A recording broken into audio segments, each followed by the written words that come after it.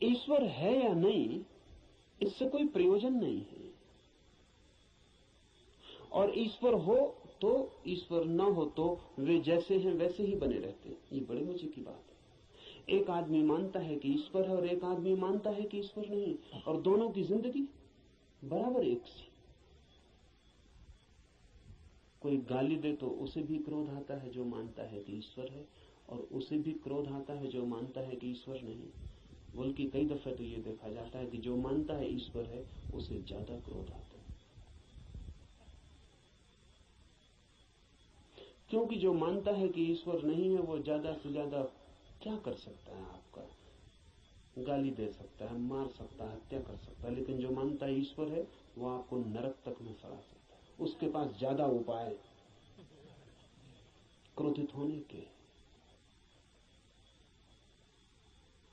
अगर ईश्वर के मानने और न मानने से कोई भी अंतर जीवन में न पड़ता हो तो उसका अर्थ है कि ये ईश्वर से कोई संबंध नहीं है, बौद्धिक बातचीत है।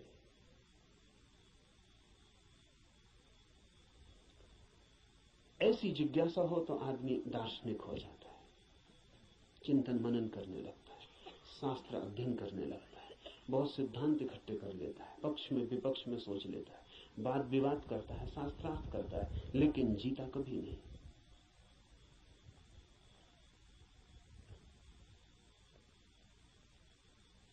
अगर आप भी सिर्फ जिज्ञासा से भरे हैं तो यात्रा नहीं होगी। जिज्ञासा से भरे हुए लोग वे हैं जो मील के पत्थर के पास बैठ जाते हैं और पूछते हैं मंजिल क्या है, कितनी दूर है, और सदा यही पूछते हैं, लेकिन कभी उठ के चलते नहीं। जानते तो आप भी कितना है, क्या कमी है जानने में? करीब करीब सभी कुछ जानते हैं। जो बुद्ध ने जाना हो, महावीर ने, कृष्ण ने जाना हो, वो सभी आप भी तो जानते। गीता में पढ़ के आपको ऐसा नहीं लगता कि ये बातें तो हमें भी मालूम आपको भी है, पर सिर्फ बुद्धि तक है, आपके हृदय तक उनका बीज नहीं पहुंचा। और बुद्धि पर रखे हुए विचार वैसे ही होते हैं जैसे पत्थर पे कोई बीज को रखते हैं। बीज तो होता है लेकिन पत्थर पे रखा रहता है, अंकुर नहीं फूट सकता। अंकुर फूटना हो तो बीज को पत्थर से गिरना पड़े, जमीन खोजनी पड़े, और जमीन की भी ऊपर की सतह ठीक नहीं है क्योंकि और गीली जगह चाहिए, तो थोड़ा जमीन के भीतर पहुंचना पड़े जहां थोड़ी पानी की सुविधा हो, थोड़ा रस बहता हो। बुद्धि पर पत्थर की तरह बीज रख जाते हैं, हृदय तक जब तक न गिर जाएं तब तक गीली जगह नहीं मिलती। हृदय में थोड़ा रस रहता है, थोड़ा प्रेम, वहां थोड़ा पानी, वहां कोई बीज गिरे तो अंकुरित होता है, नहीं तो कभी अंकुरित नहीं होता। जिज्ञासु व्यक्तियों के पास बहुत कुछ होता है, लेकिन पत्थर पर रखे हुए बीजों की भांति। जमीन भी ज्यादा दूर नहीं होती, लेकिन थोड़ी यात्रा भी मुश्किल है।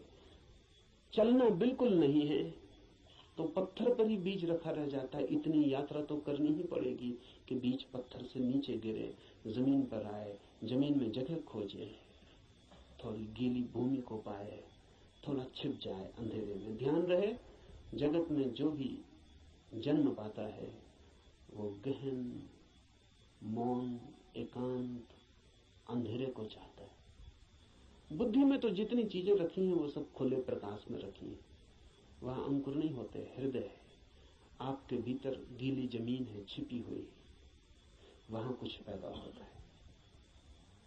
इसलिए जो सिर्फ जिज्ञासा से जीते हैं वे विद्वान बन जाते हैं,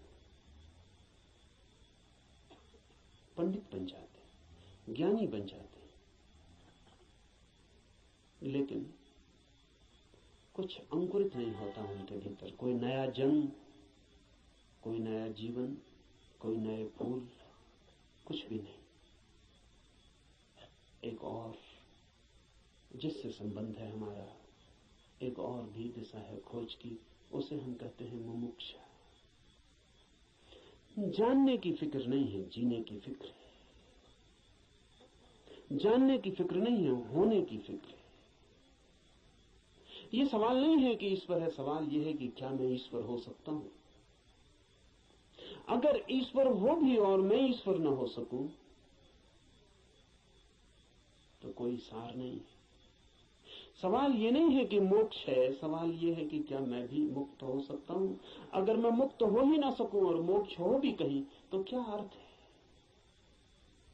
ये बात नहीं है कि आत्मा है भीतर या नहीं, हो या ना हो। सवाल असली ये है कि क्या मैं आत्मा हो सकता हूं। मुमुक्षा है होने की खोज, और जब कोई होना चाहता है तब दांव पर लगना पड़ता है। इसलिए कहता हूं धर्म है जुआरियों का काम। वही कहूंगा जो मैं जानता हूं, जो जिया है।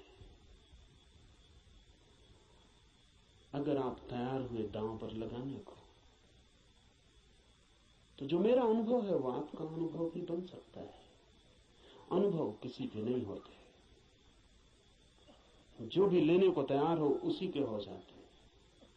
सत्य पर किसी का कोई अधिकार नहीं, जो भी मिटने को राजी है वही उसका मालिक हो जाता है। सत्य तो उसका है जो भी उसे मांगने की तैयारी दिखलाता है,